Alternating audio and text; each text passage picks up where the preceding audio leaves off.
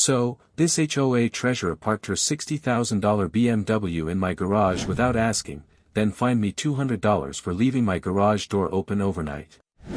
I dragged myself home after a 12-hour electrical shift, work boots crunching on gravel, and there's her pearl-white luxury SUV dead center where my tools belong. Smell of her fancy leather mixing with motor oil, car alarm shrieking. And when I ask her to move, she waves fake emergency parking rules and tells me to learn community cooperation. That was the morning the lights started to fade on Willowbrook Estates. The sun was spilling over the neat rows of manicured lawns, birds hopping between sprinklers, and I remember thinking, this is supposed to be home. My garage was my one space of control. My father taught me every trade trick in a room just like it, wires coiled neatly, coffee ring on the bench, old radio humming low. But that morning, every piece of that piece was buried under her tires. Karen Holt, the kind of woman who could turn a bake sale into a power play, had just declared war on me. I tried reasoning. I showed her the HOA handbook, no mention of emergency parking. She just smiled, glossy and condescending. You'll understand once you've lived here longer, Jake. We take care of each other. Except she wasn't taking care. She was testing control. I didn't fight that day. I moved my tools, closed the door, and let her drive away, perfume trail still hanging like smoke. I figured it'd be easier to ignore it. Emma was coming that weekend, and all I wanted was to build her that birdhouse we'd been planning. But the HOA doesn't leave things alone. Next morning, there was a yellow slip taped to my door, garage door violation, $200 fine. Signed by Karen Holt. The nerve of it hit harder than any electric shock. I went to the HOA office, tired eyes, coffee in hand, and asked to appeal. The board barely looked up. Fines are final, someone said. Consider it a learning opportunity. That's when I realized, rules here weren't written, they were owned. Weeks passed, and things got worse. Karen parked closer, left friendly reminders about lawn length, trash timing, mailbox height. The kind of slow suffocation that makes you question your sanity.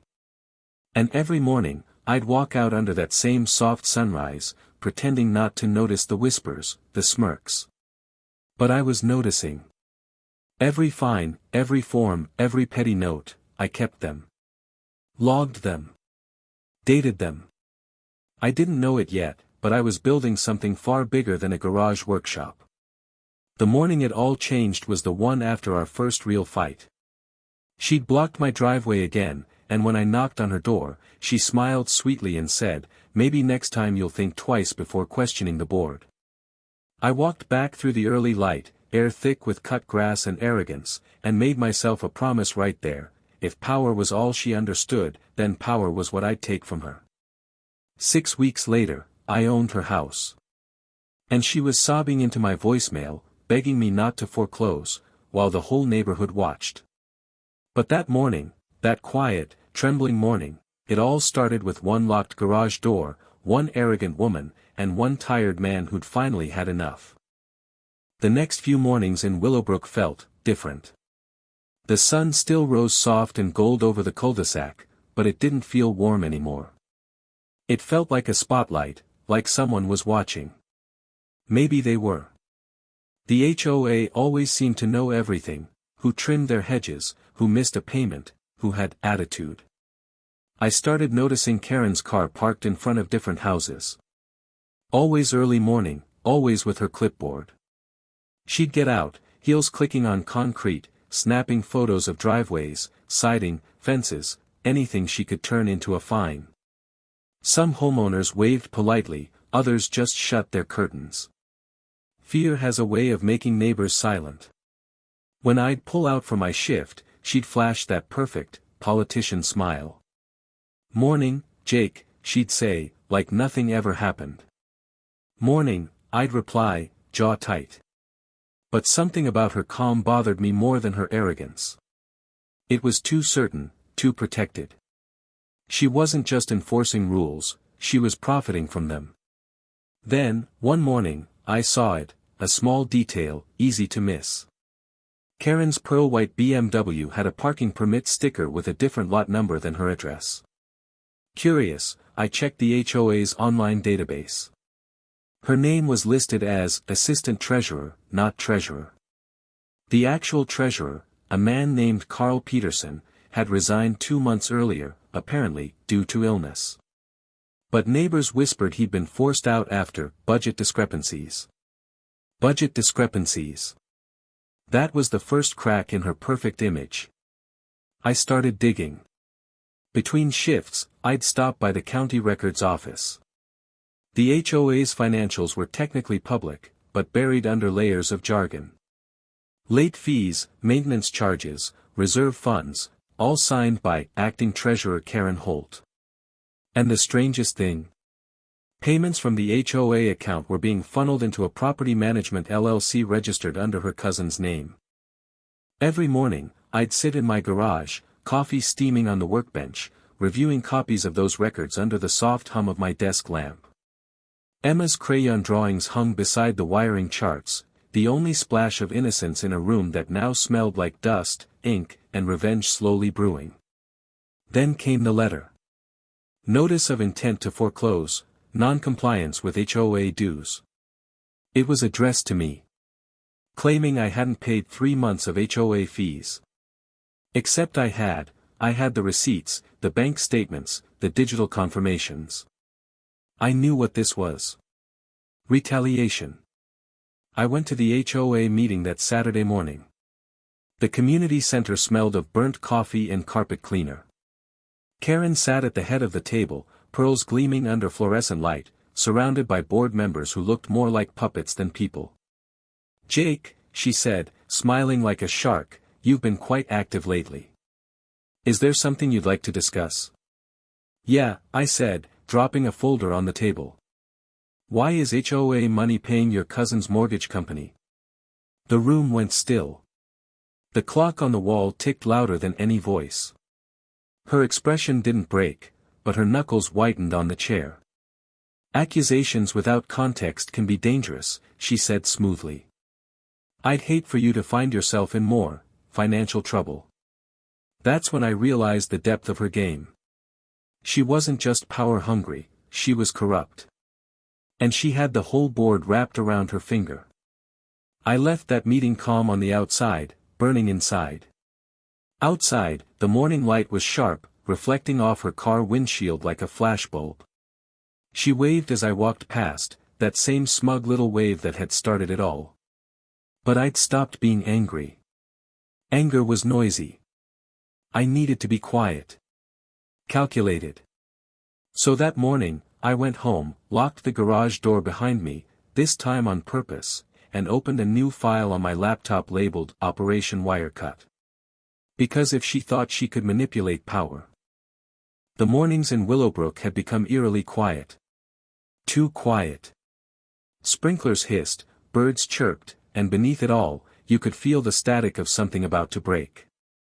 Every sunrise now began the same way, a mug of coffee steaming beside the humming laptop, papers spread across my workbench, and Emma's voice on the phone asking, "Daddy, did you build that birdhouse yet?"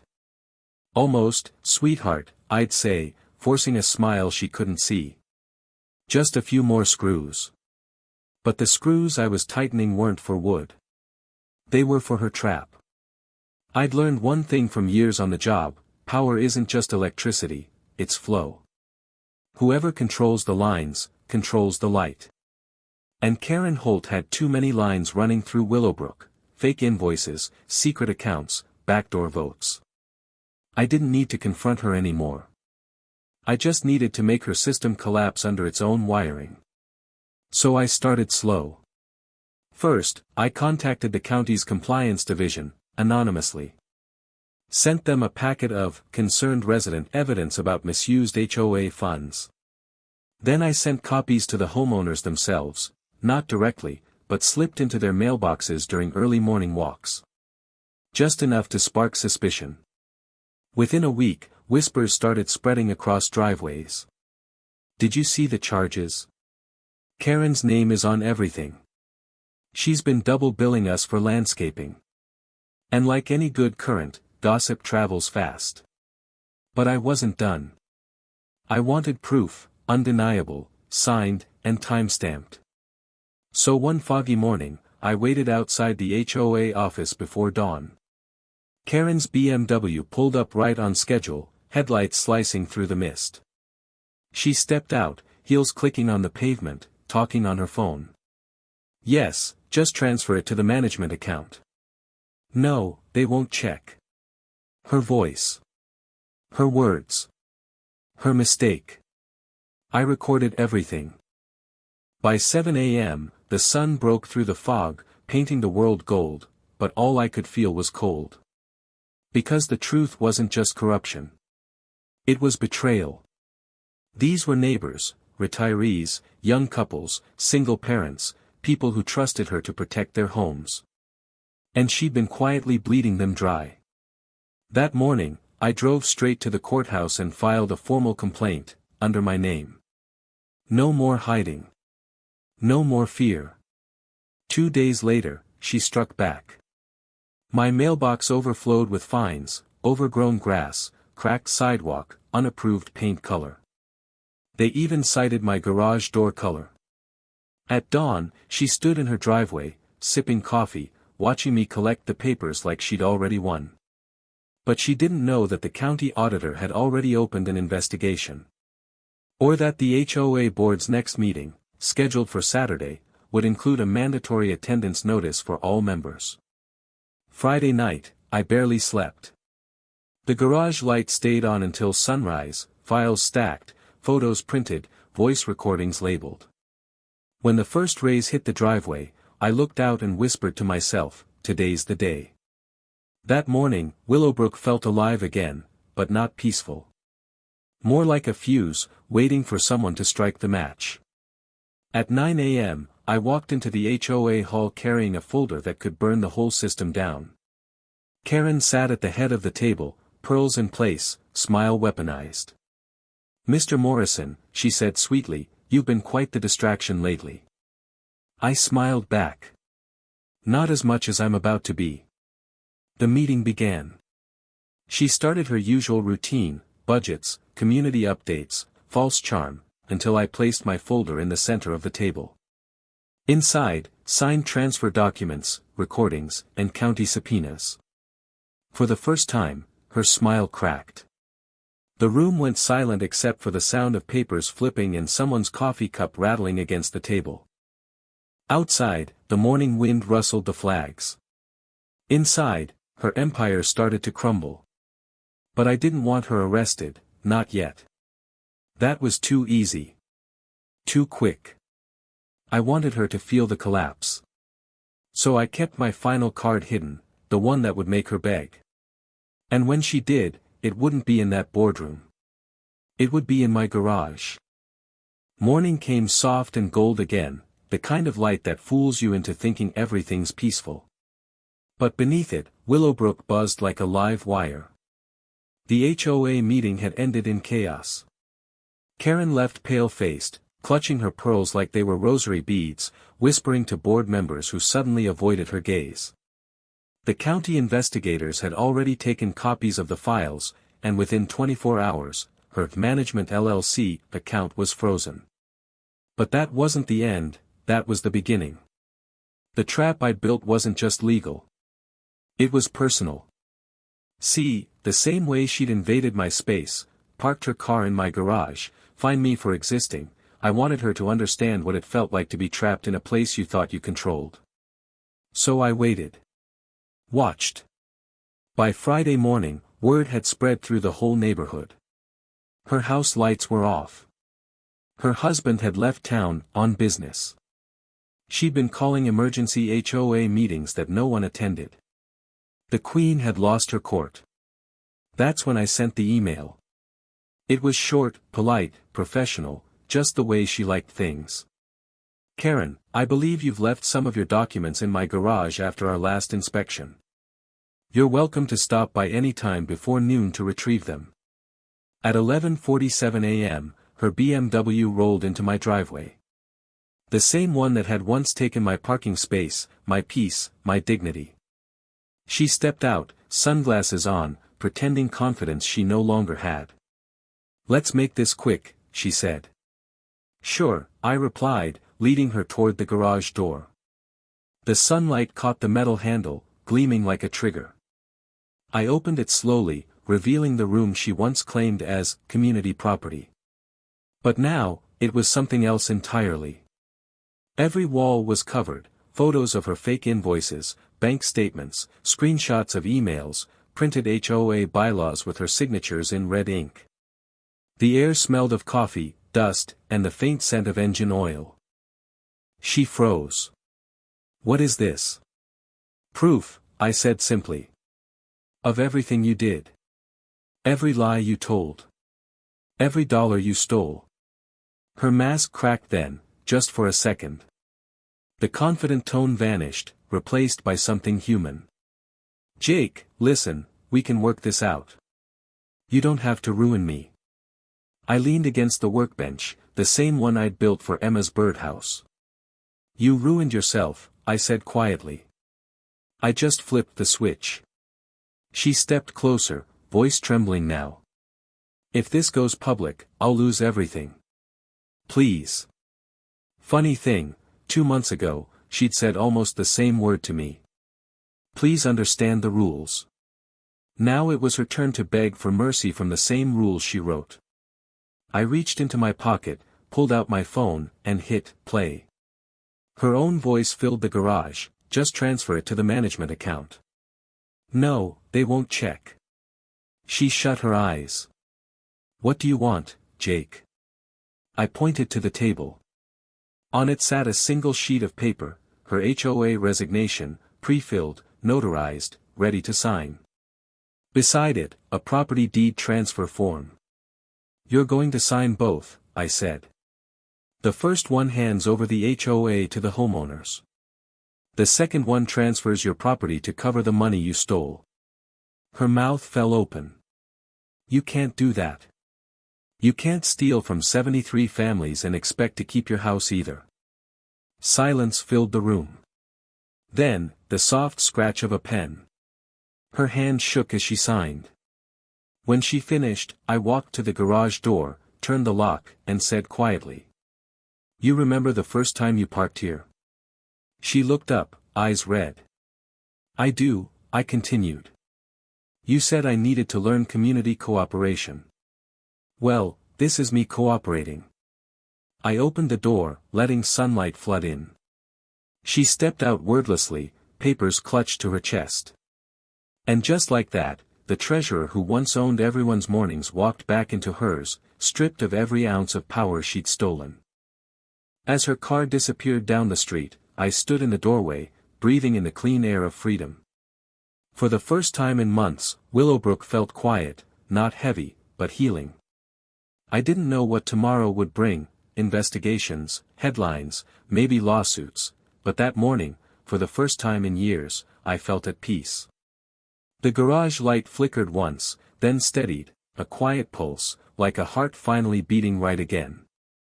Morning broke over Willowbrook in soft orange light, the kind that turns dew into diamonds and silence into something holy. For the first time in months, I woke up without the sound of a complaint letter slipping under my door.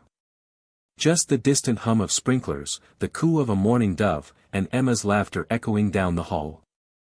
She was home that weekend, hair wild from sleep, still in her pajamas, asking, "Daddy, can we finish the birdhouse today?" "Yeah," I said, smiling for real this time. "Today's a good day for that." Out in the driveway, the air smelled of fresh-cut grass and peace. But just beyond the calm, the neighborhood was stirring. Because that morning, every resident in Willowbrook had received the same email, an emergency notice from the HOA board. Effective immediately, Karen Holt has resigned her position. An internal audit is underway. New elections will be held this month. The word spread like sunrise, slowly at first, then all at once. People stepped out of their houses, coffee mugs in hand, reading from their phones. Some gasped. Others smiled. One man even clapped quietly. Karen's mansion, the one she'd built on everyone's fear, stood empty. Curtains drawn. For sale, sign on the lawn, crooked in the wind. It should have felt triumphant, like justice served. But it didn't. Not entirely. Because revenge doesn't come clean. It leaves ashes.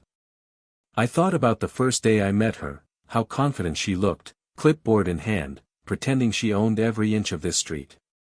Maybe somewhere, once, she'd started with good intentions. But power doesn't rot overnight. It festers. Still, the neighborhood was free now. And that mattered. Later that morning, I walked to the community center for the first homeowner-led meeting. The sun was warm on the back of my neck, the same sun that had witnessed every quiet battle, every sleepless night. Inside, faces that once avoided me now nodded in greeting. People smiled, tentative but real. Mrs. Alvarez, the retired teacher from 2 doors down, whispered, "You did the right thing, Jake." I didn't know what to say. Maybe there wasn't anything to say. When the meeting began, the new interim president, a quiet accountant named Leo, cleared his throat. "Before we start," he said, "there's someone we need to thank." Dozens of eyes turned toward me. I felt my face warm under the fluorescent light. "I didn't do it alone," I said finally. "I just turned the power back on." Laughter rippled through the room, the light kind that means release, not mockery. When I got home, Emma was in the garage, painting the roof of our half-finished birdhouse. Blue, just like she'd wanted. "It's almost done," she said proudly. I looked around, the same garage that once held her car, her arrogance, her rules. Now it smelled like sawdust, paint, and new beginnings. "Yeah," I said softly, picking up the brush. "It is." We finished it together, side by side, morning light falling through the open door. And when we hung that little house on the maple tree out front, a pair of sparrows landed almost instantly, like they'd been waiting. I smiled, watching them dart in and out, free and unafraid. Maybe that's what peace really is, not silence, but the sound of life returning where fear once lived. That night, as the sun dipped low and the first stars blinked awake, I walked to the edge of the driveway, looking back at the quiet street. Willowbrook Estates, the place that once tried to break me, now belonged to its people again. And somewhere out there, Karen Holt was probably staring at a foreclosure notice with my signature at the bottom. I didn't hate her. Not anymore. Because I finally understood, power doesn't come from control. It comes from letting go. The next morning, I brewed my coffee, opened the garage door wide, and let the light flood in. For the first time in 2 years, it felt like home again.